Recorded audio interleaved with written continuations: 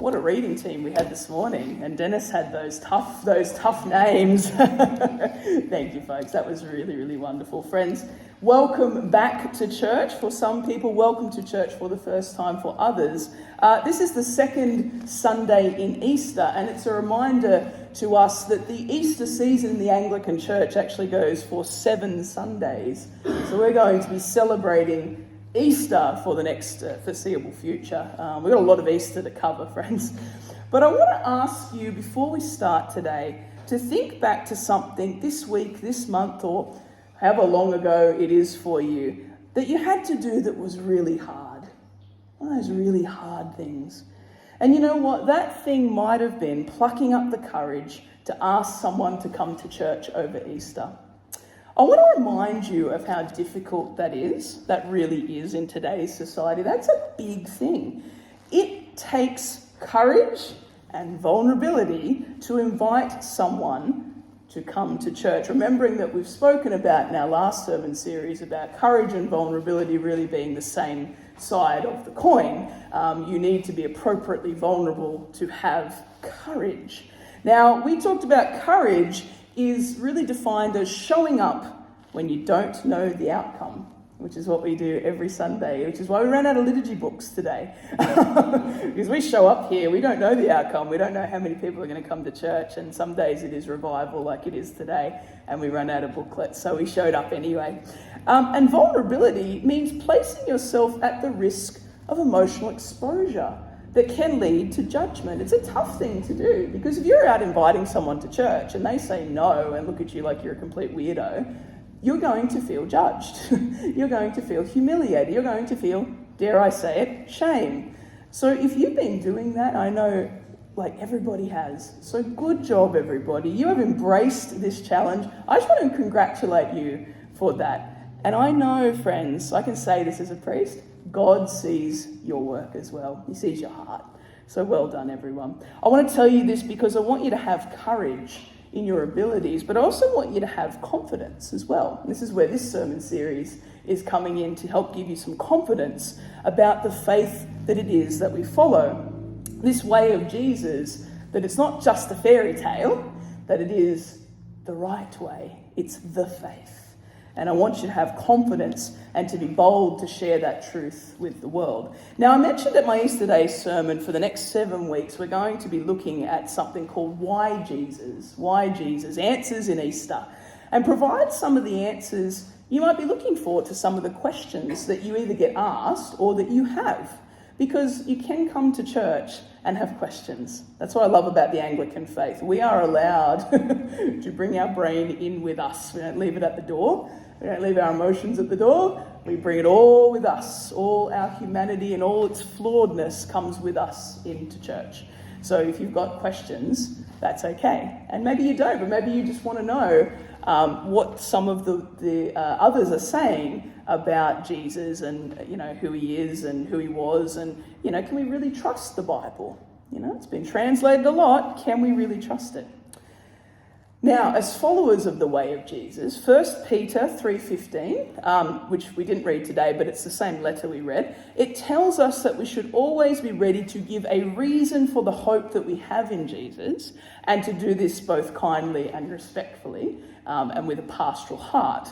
So we've got to, be kind and loving people, but be ready to talk about him, because that's what's important for people to hear answers to their questions. Most people leave the faith, leave the church, because they don't have their questions answered, and we don't have to be biblical scholars, but we can know just enough to give people a bit of a taste of what it is to live an intellectual faith as well as a heart and faith. So the first thing we're considering in this sermon series, friends, is how do we actually know this resurrection actually happened at all? We talk about Jesus coming back from the dead and the tomb being empty, but how do we actually know? Because that's a tough thing to claim. Our whole religion, friends, is based on the fact that Christ rose from the dead. Like I said in my Easter sermon, if that didn't happen, we should all go home now. Go home, watch Netflix. Because Christianity is a fraud. If that didn't happen, we have no reason to be here. We've all lived long enough to know that when people die, we don't see them walking around afterwards. So what makes Jesus different? I'm going to go into that part of that argument a bit later in the series, but today we're just going to focus on how we can know what the disciples saw was actually true. Now, as I've mentioned before, that's why I became an Anglican. I've not been an Anglican my whole life. It's certainly been only the last couple of years. But I have always loved that we, in our tradition, what we call the Church of England, has always encouraged people to think, sift through the evidence, and think about using reason, which is our brains, as well as our thoughts and our feelings. So we use both to come to God. And actually our liturgy reflects that. You know, so when we sit and we stand and we kneel and we sit and we stand, we worship with our whole bodies. That's why we do all that standing and sitting. We also worship with our whole being, which is our head and our heart. Now, I get asked all the time, I was just saying to someone this morning, I had a question, someone messaged me on Facebook and said, I have a question about the Bible. I said, great, that's a great question. Come to church because we're doing all of that stuff in our sermon series. So you may get asked these questions. Now, when people ask you potentially about the resurrection, they may actually be asking something else. We talked about this when people say, I can't come to church because the roof will fall in. And what they're actually saying is, I don't feel worthy enough to come to church. I don't feel good enough. I don't think I've been right enough, which we know is ridiculous. We love everybody and want them to come to God in your imperfection. But what they might be asking is something about maybe they've had a death of a loved one in their family, and the question might actually be about that. So a way you could respond to the question of how do you know Jesus really rose from the dead, you might say something like, tell me more about your question. Tell me more about that.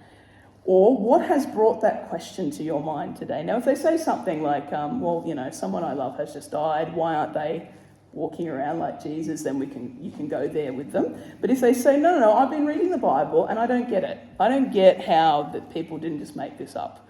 Then we can go to this answer. Okay, so that's where we're looking at today. Now back to this resurrection. There's a man called Lee Strobel. And Lee Strobel, I'm going to use some of his work that he has done. Work smarter, not harder. But he's an investigative journalist, and he was someone whose wife converted to Christianity, and he was so angry about it that he said, I'm going to go out and disprove that your religion, and I'm going to tell you that you're ridiculous for following Jesus. And bless him, he went on a 2-year investigative journey to disprove the Christian faith to his wife. And I wonder if you can work out what happened to him. He became a Christian. He couldn't fight the evidence anymore. The evidence alone. He never went to church.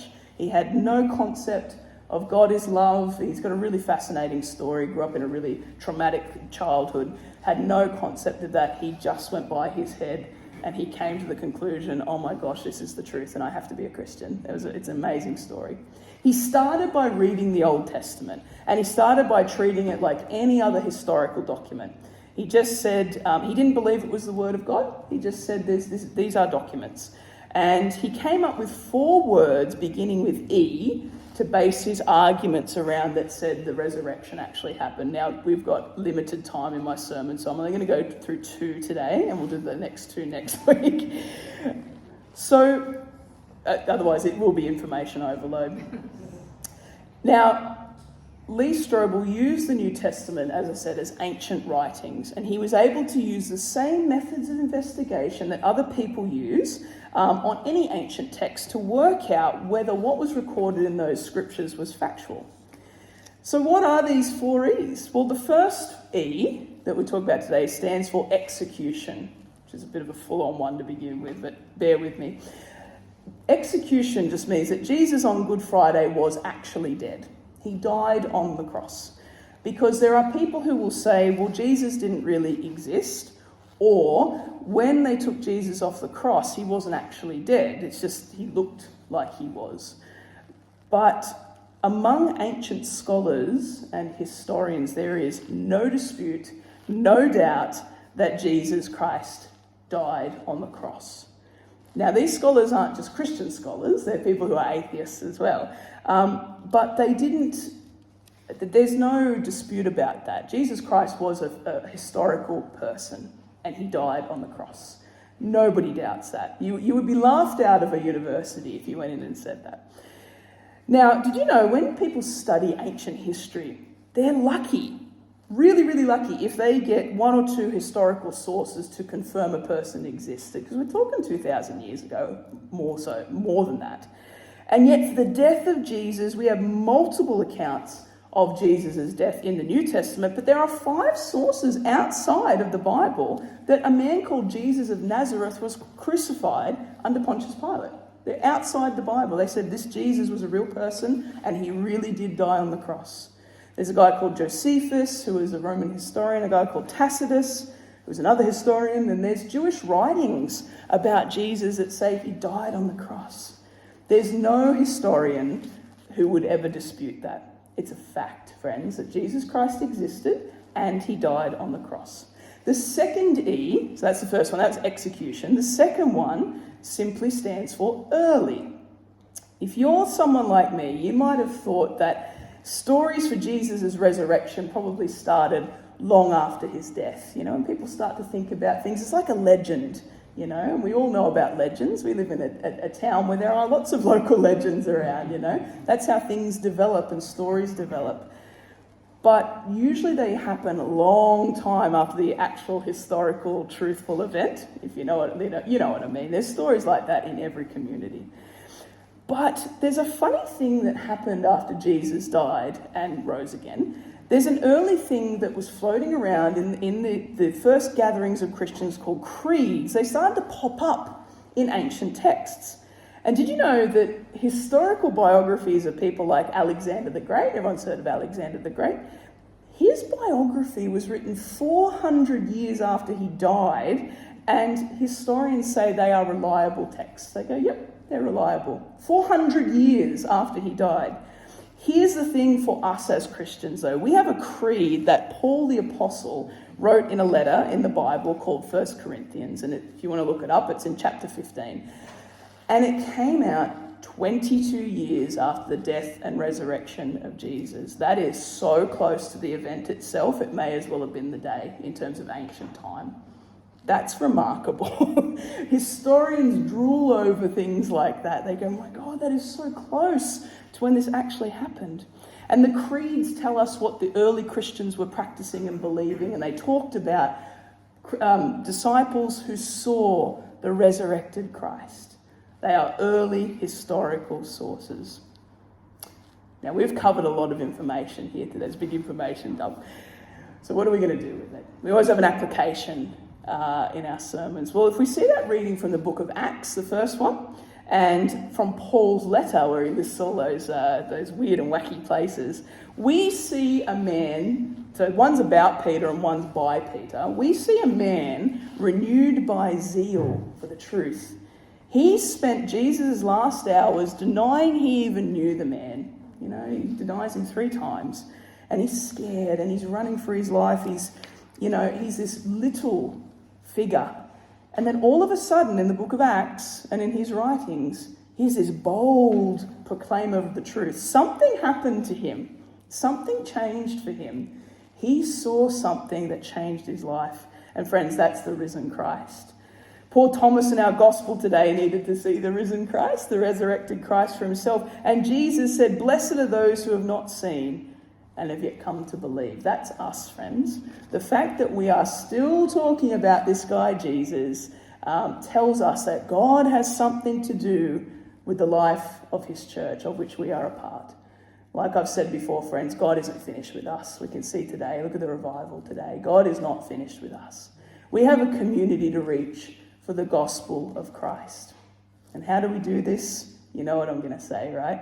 Courage, vulnerability, invitation, and knowing and being confident in the fact that this isn't just a feel-good fairy tale we're telling people about. It's, in fact, the truth. Amen.